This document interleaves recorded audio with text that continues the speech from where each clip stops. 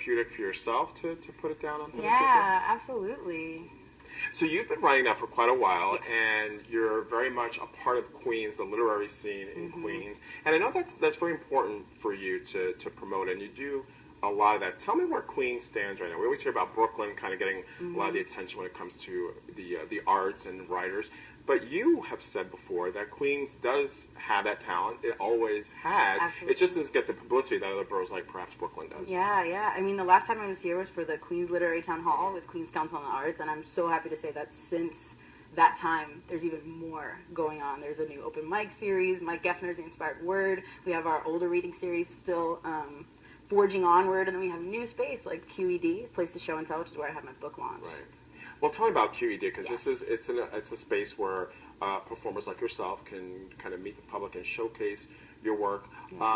Much more of those types of things are needed in Queens, I imagine. Yeah, absolutely. It's so hard to find the right space for things like this. And a place like QED, which just opened, I was so excited. They were so wonderful to have my book launch there. They want artists to come and have lectures, have workshops, have shows, experiment. And we need those spaces. It's so important. So the performer part of your resume and title, that's a big part of this too. Not just writing it down, Yeah. publishing it, but actually performing it. So tell me, what is that like for you to be in front of a microphone, in front of a group of people, a place like QED, and to recite those words that you wrote down? I love it, and it's so emotional and incredible to be up there, have people watching, and like I said, something so personal.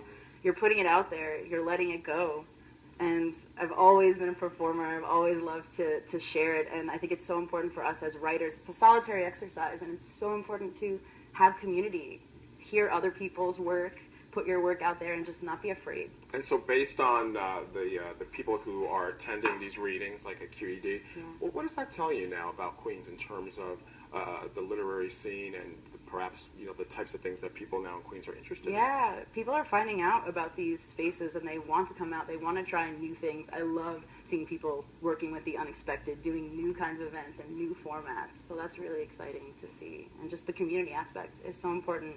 You end up starting to go to an open mic like I did with The Inspired Word, and then people become your family. You see them every week, and it's so wonderful to have that exchange and collaboration. Well, again, the book is Traverse.